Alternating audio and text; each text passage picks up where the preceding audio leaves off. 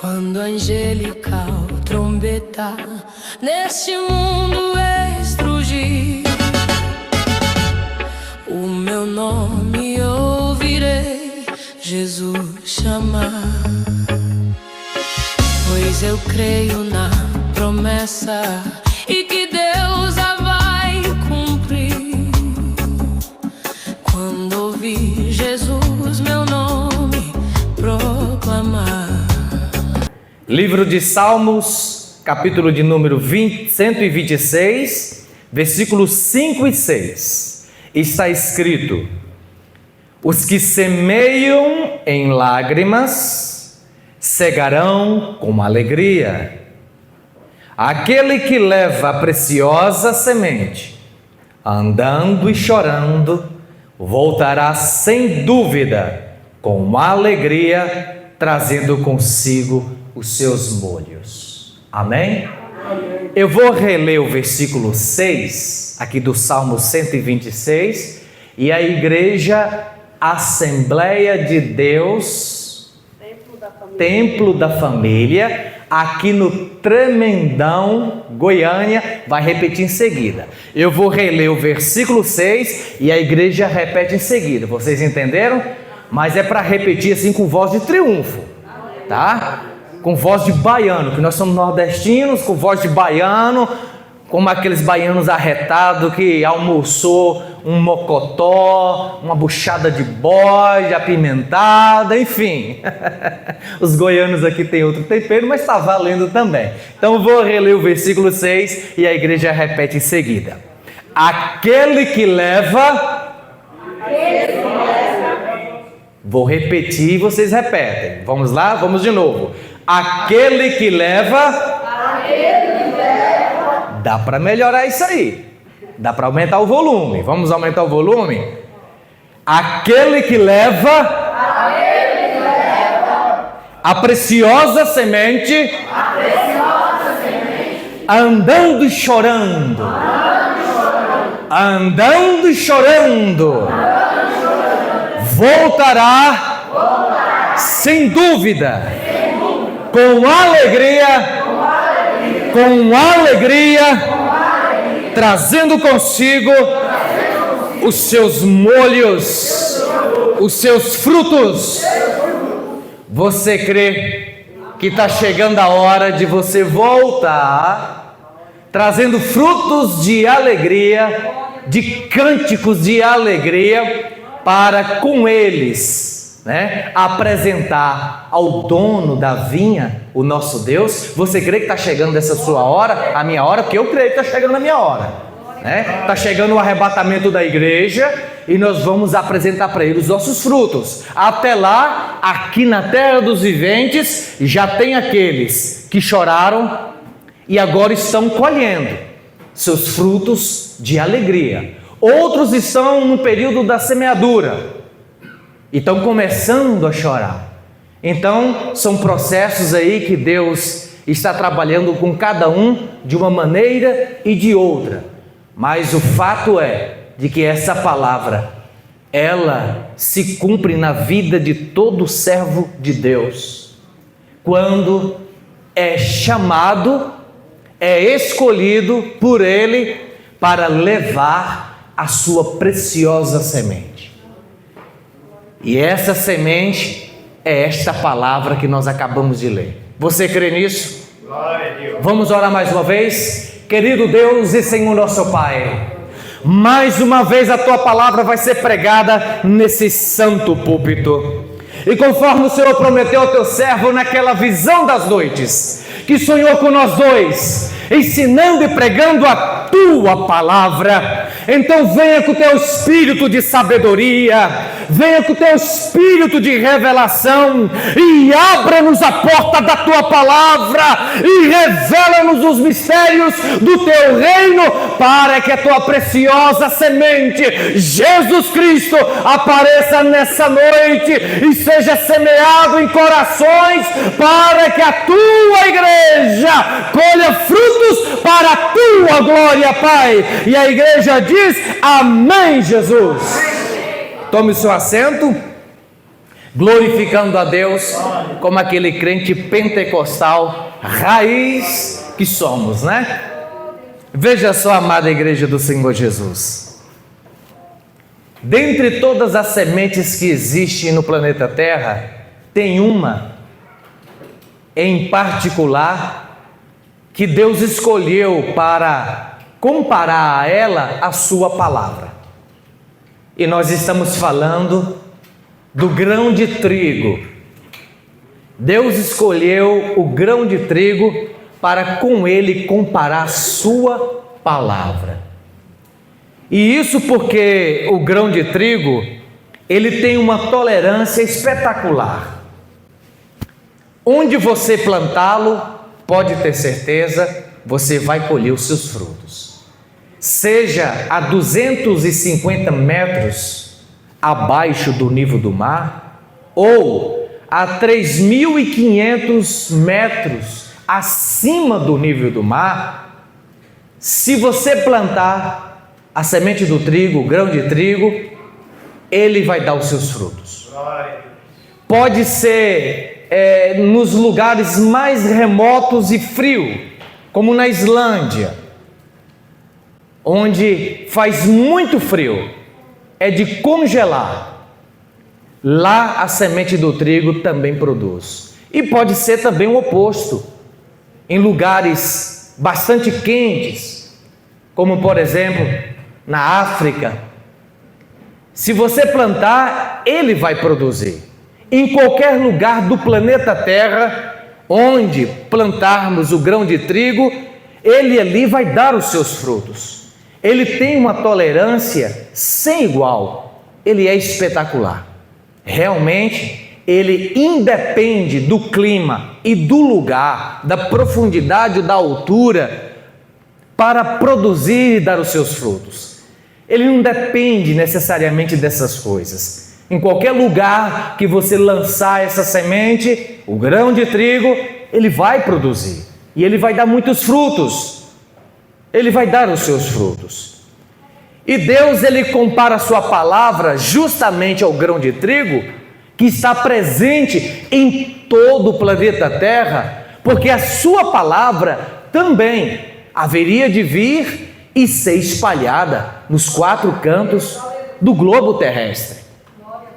É tanto que o Senhor Jesus, quando estava aqui há 2000 anos atrás, ele chegou a afirmar na parábola do semeador que a semente é a palavra de Deus, naquela parábola do semeador.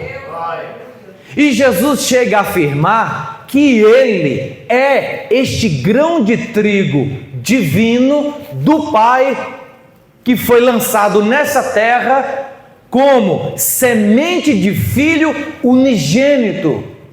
Jesus chegou a afirmar que se o grão de trigo cair na terra e não morrer, fica ele só. Mas se morrer, ele dará muitos frutos. Jesus já estava comparando a sua vida, o seu corpo, como grão de trigo. E ele já estava adiantando para os discípulos que haveria de chegar a hora, o momento, em que, como grão de trigo, ele haveria de tombar e cair ao chão, isto é, ser semeado naquela sepultura, naquela tumba fria, como semente de filho unigênito, mas ao ressuscitar, para ser o primogênito dentre muitos milhares e milhões de outros filhos de Deus.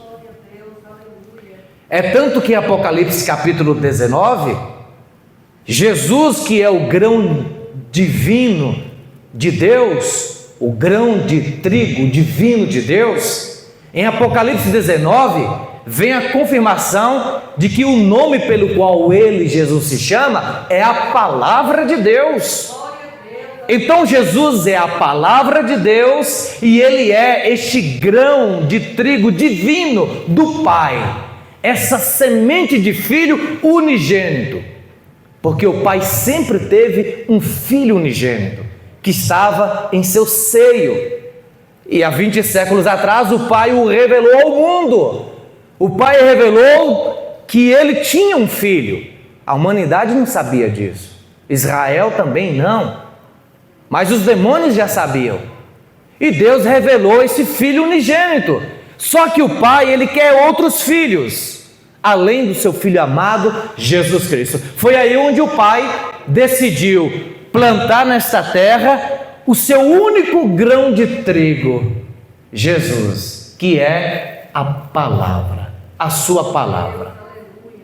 Jesus, ele faz essa comparação, ele vai revelando os segredos do reino de Deus. E perceba uma coisa, que aqui na leitura inicial, entre a semeadura e a colheita, existe um intervalo de tempo. Isso vale para qualquer tipo de semente. E no caso do grão de trigo, não é diferente. Mas aqui, Jesus, através do seu Espírito Santo, ele está nos ensinando que essa semeadura aqui do Salmo 126, esta preciosa semente, na verdade, é a palavra de Deus. E esta palavra de Deus se fez carne e habitou entre nós, o seu Filho Jesus, seu Filho unigênito. Como existe um intervalo de tempo entre a semeadura e a colheita, vai ser justamente nesse intervalo de tempo em que o semeador terá que regar essa semente.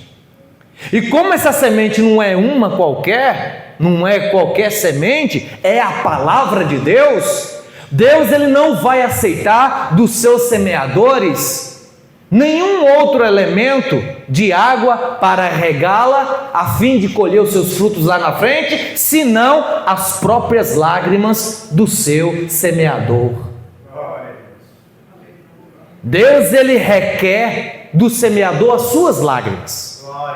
Deus ele dá semente ao que semeia, isto é, ele nos dá a sua palavra para semeá-la nos corações, nessas terras secas, áridas, sem vida. Mas em troca Deus vai requerer as nossas lágrimas para com elas regar a sua preciosa semente, para ela dar os seus frutos no seu devido tempo. E o que será necessário para que essas lágrimas venham derramar e molhar a preciosa semente, a palavra de Deus que sai da nossa boca quando pregamos, ensinamos e damos testemunho? Será necessárias perseguições. Com as perseguições virão as lágrimas. É por isso que nós lemos que aquele que leva a preciosa semente andando e chorando. Mas por que o semeador de Deus ele chora?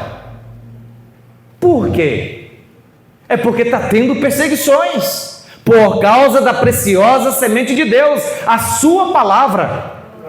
E essa confirmação, o próprio Filho de Deus, a palavra de Deus, em Mateus capítulo 5, no versículo 11, o Senhor Jesus vai confirmar este ensino de que será necessário as perseguições para que os semeadores de boas novas venham chorar e com as suas preciosas lágrimas regar a preciosa semente de Deus, a sua palavra, para que ela dê o seu fruto, ou seja, novos filhos, novas filhas, salvação de almas. Então aqui em Mateus capítulo 5, versículo 11, olha o que o próprio Filho de Deus vai nos ensinar, a partir do versículo 11: bem-aventurados, ou seja, mais do que felizes. Olha aí, Jesus já está prometendo, em concordância com o Salmo de número 126, não obstante de haver lágrimas, muita dor e sofrimento, Jesus inicia dizendo: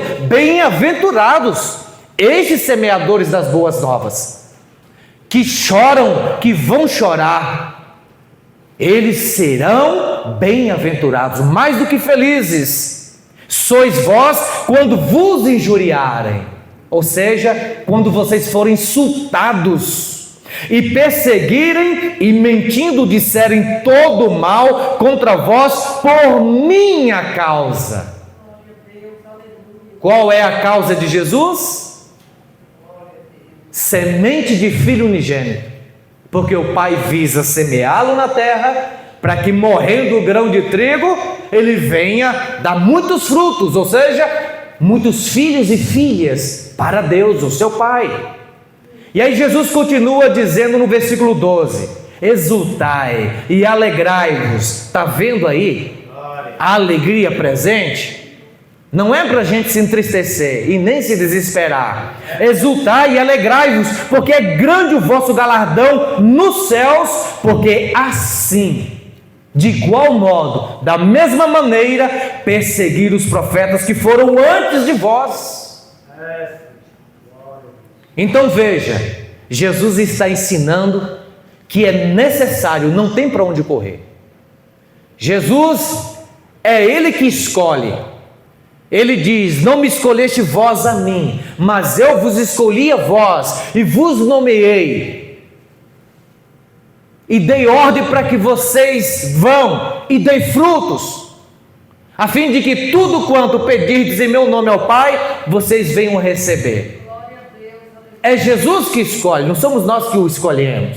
Uma vez que Ele escolhe o homem e a mulher, esse semeador, Jesus, Ele o nomeia e Ele dá ordem para ir semear a sua palavra, as boas novas. E Ele já está nos ensinando que virão as perseguições, porque assim foi com os profetas no passado.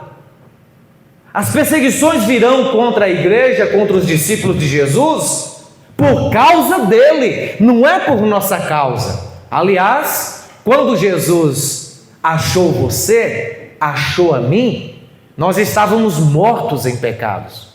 A nossa causa era perdida. E para ser sincero, nós estávamos caminhando a passos largos para o inferno e de lá para o lago de fogo e enxofre. A nossa causa estava perdida. Mas quando o nosso meigo Nazareno nos achou, ele veio à nossa procura, nos achando mortos em pecados, delitos e iniquidades. O que foi que ele fez? Ele nos vivificou, nos perdoou, nos amou primeiro e nos deu o seu Santo Espírito. Foi aí que Ele nos deu ordem para anunciar as boas novas, semear a sua palavra de que Ele é o único Salvador do homem e da mulher, o único intercessor, o único igreja. Não existe outro mediador, medianeira. Jesus é o único mediador entre Deus o Pai e os homens. Essa verdade precisa ser pregada. Não podemos esquecer essa passagem bíblica.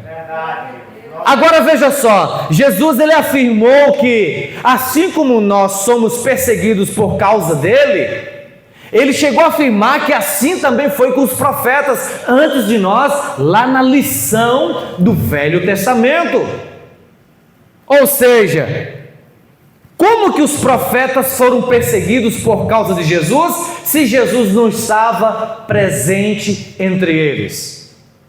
Fica uma pergunta no ar: como? Porque aqui Jesus diz para os discípulos e para nós: quando as perseguições vierem contra vocês, é por minha causa. É porque a minha preciosa semente, a minha palavra, o meu evangelho está em suas mãos, em sua boca. É por minha causa. Mas e os profetas lá atrás? Jesus não estava na terra. Como assim que os profetas foram perseguidos por causa de Jesus, uma vez que ele não estava presente entre eles? Ora, igreja, Jesus não estava encarnado.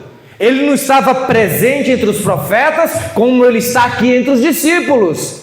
Mas Jesus já estava presente em forma de verbo, em forma de profecia, na boca dos profetas de Deus o Pai. E por causa disso, os profetas já estavam sendo perseguidos por Satanás, por causa de Jesus. A semente preciosa de Deus que estava sendo profetizada, vaticinada, semeada para Israel e para as nações, de que haveria de chegar um dia que o Messias veria, que a palavra de Deus se faria carne, habitaria entre os homens e cumpriria a profecia de Gênesis capítulo 3, versículo 15. Porque lá no início, com a queda de Eva e com a queda de Adão, Deus veio tratar com o homem, com a mulher e com a serpente.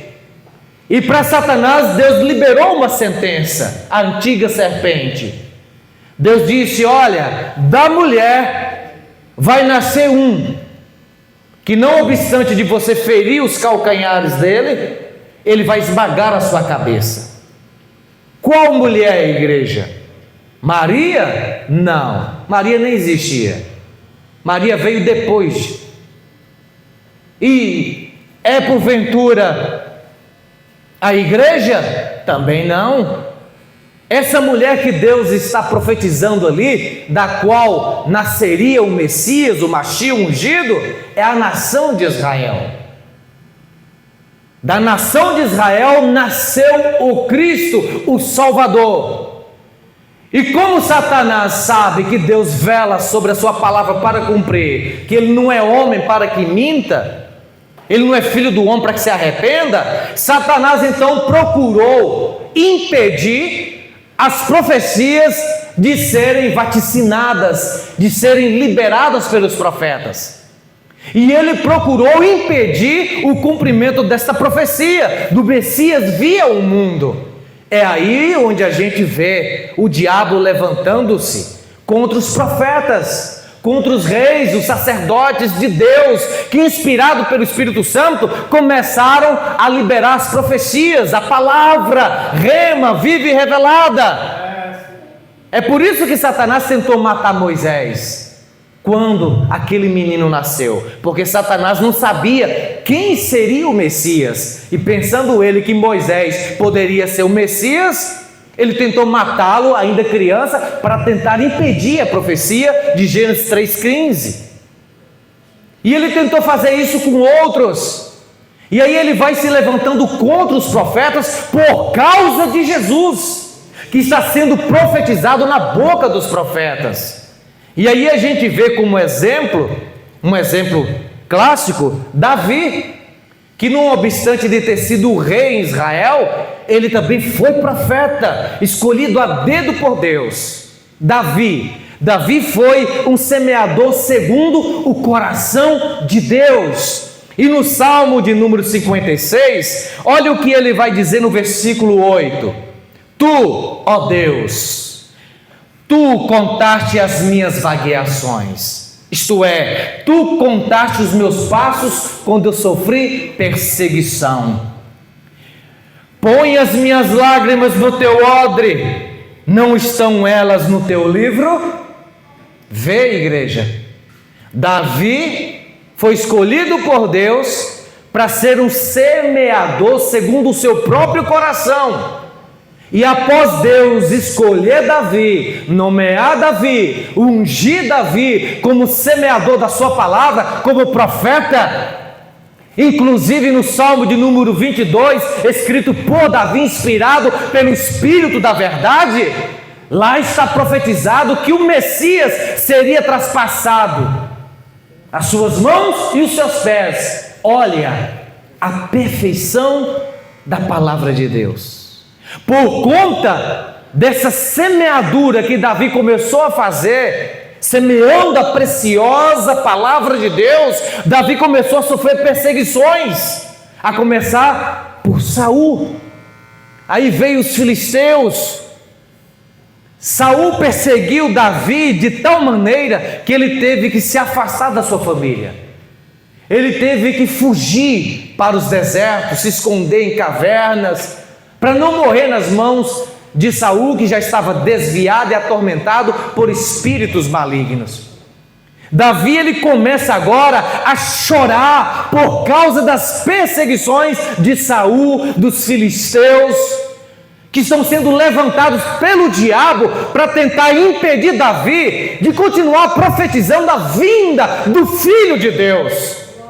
Davi, ele vai andando, semeando, profetizando, salmodiando, mas chorando sobre a preciosa semente, a preciosa palavra de Yahvé.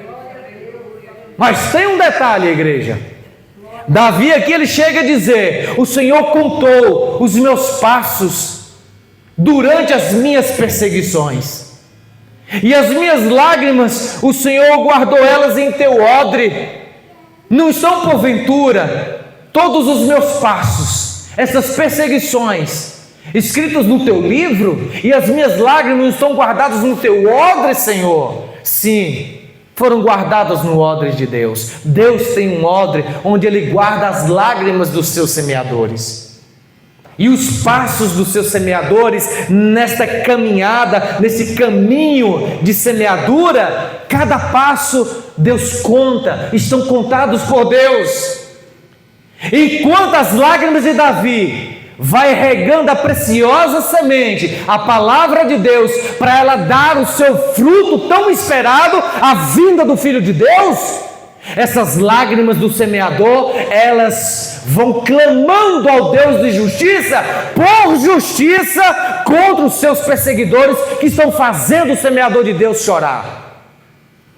Tem alguém fazendo você chorar? Tem alguém fazendo você derramar lágrimas por causa da palavra de Deus, por causa de Jesus Cristo? Fique tranquilo, fique tranquila, porque as suas lágrimas estão sendo guardadas no odre de Deus, um odre santo.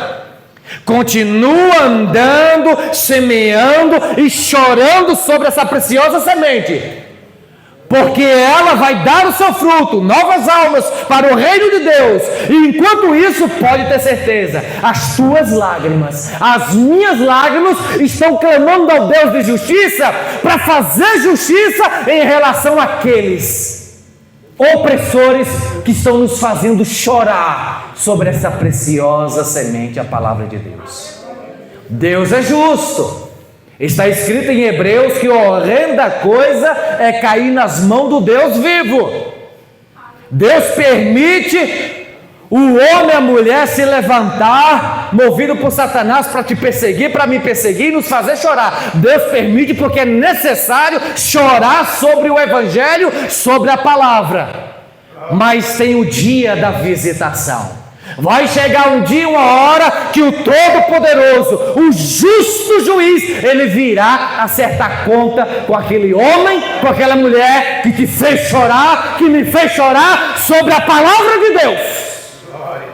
Deus é justo, igreja. Vamos orar pelos perseguidores.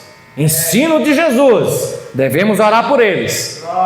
Não vingueis a vós mesmos. Antes dai lugar à ira, porque a ele pertence a ira. E o conselho paulino é que nós não devemos devolver o mal com o mal, mas nós devemos vingar toda essa desobediência, toda essa perseguição contra nós por causa de Jesus. Devemos vingar essa desobediência através da nossa obediência. E a obediência que Ele requer de nós é essa: ainda que andando, chorando, continue, não pare, continue pregando o Evangelho, que Jesus Cristo é o único Salvador do mundo. Continua pregando, chorando, porque vai chegar um dia que você voltará com muita alegria, mas com muita alegria, trazendo os frutos àquele a quem é de direito você entregar.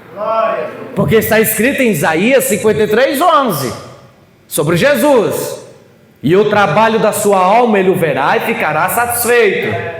Então a gente aprende aqui que os passos do semeador são contados por Deus. Deus está atento, Deus não perde nenhum lance, Ele está observando tudo, as suas lágrimas, a sua fidelidade durante as perseguições, em não parar de semear, de pregar e anunciar o Filho dele, Jesus. Deus está atento também aos perseguidores que estão te fazendo chorar. A seu devido tempo, Ele vai tratar com cada um. Aqui Davi diz que os seus passos foram contados por Deus, mas agora na lição do Novo Testamento, Deus não conta mais os nossos passos. Por quê, igreja?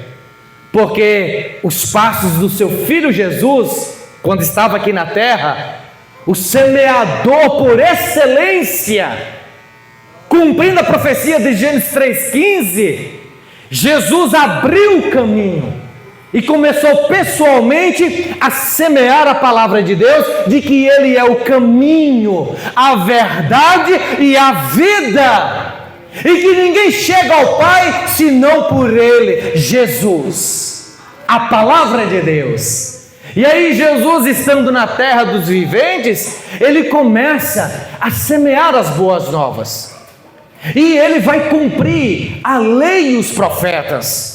Jesus, Ele vai cumprir a profecia de Gênesis 3,15.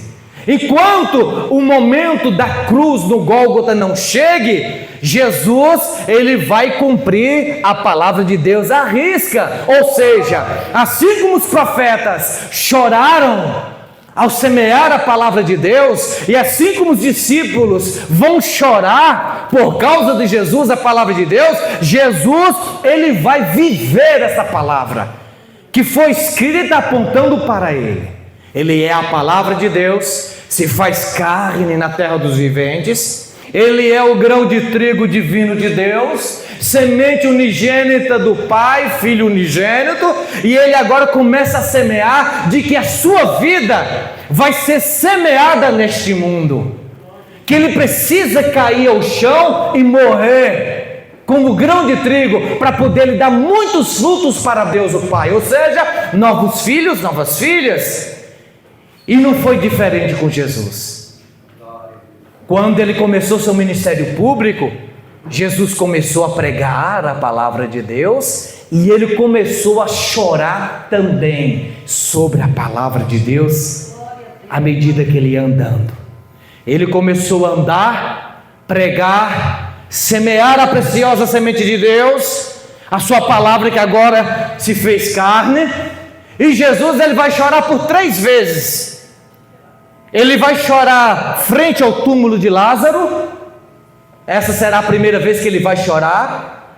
E aí Ele vai dizer: Lázaro, venha para fora. Enquanto Jesus libera essa palavra de vida, chorando sobre a palavra que sai da sua boca, o Espírito Santo, em conjunto com a palavra, produz o fruto da vida, e Lázaro é ressuscitado. Está vendo aí? As lágrimas regando a semente produz o milagre da vida. Lázaro é ressuscitado. A segunda vez que Jesus vai chorar é quando Ele entra em Jerusalém pela última vez, montado naquele jumentinho, filho de jumenta.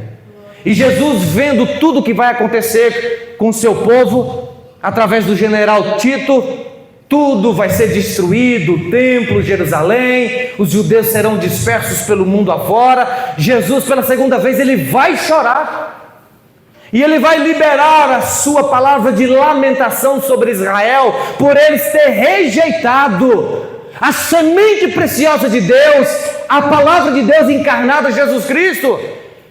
Eles rejeitaram a palavra de Deus, a semente de Deus, de tal maneira que eles vão crucificar o Filho de Deus.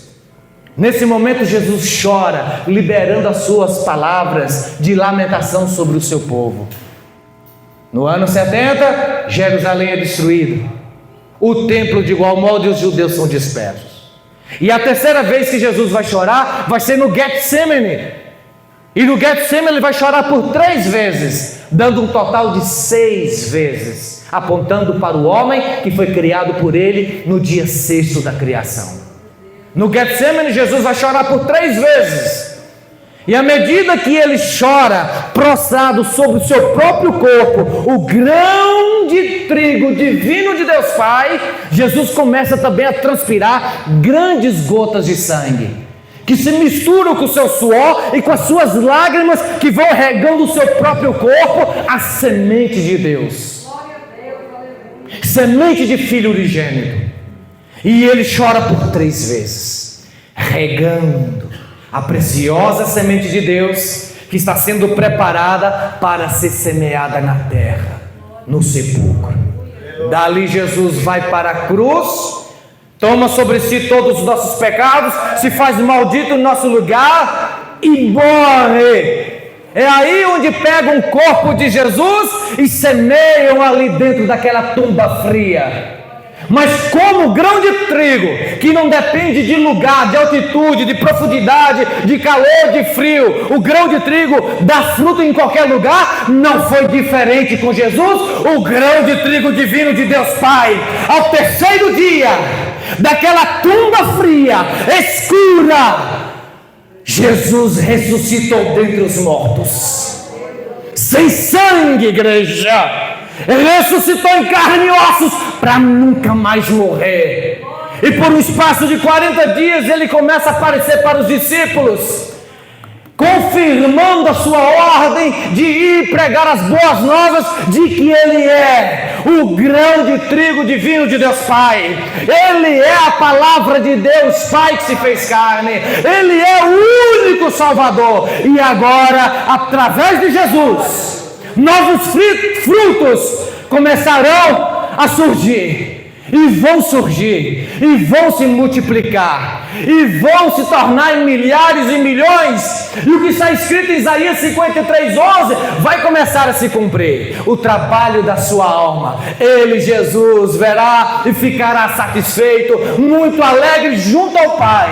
E nós chegamos até a noite de hoje, depois de 20 séculos, aí está você, aqui estamos nós, como resultado da semeadura de Deus Pai.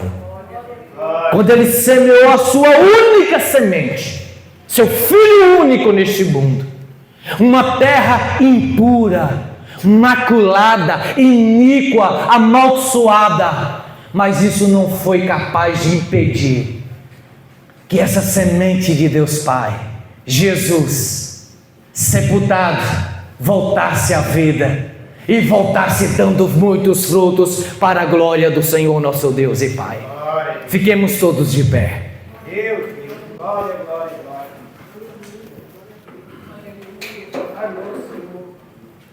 Está escrito que aqueles que levam a preciosa semente, andando e chorando, voltará sem dúvida com alegria, trazendo consigo seus molhos. Quantas lutas, quantas tribulações, quantas perdas você e eu já sofremos até aqui. Mas não foi por nossa causa, foi por causa dele, de Jesus. Então, para finalizar a mensagem, veja o que está escrito na primeira carta de Pedro, para que seu coração se conforte nessa noite. No capítulo de número 2, a partir do versículo 18. Vós servos, quem aqui é servo do Senhor Jesus? Vós servos, vós semeadores, sujeitai-vos com todo o temor ao Senhor da seara. Não somente ao bom e humano, mas também ao mal, porque é coisa agradável que alguém, por causa da consciência de ser um semeador de Cristo, para com Deus, sofra agravos no plural, padecendo, sofrendo injustamente. Mas eu não fiz nada para estar sofrendo perseguições. Não é por sua causa, é por causa de Jesus. Você não o recebeu? Você não o recebeu como único Senhor e Salvador da sua vida?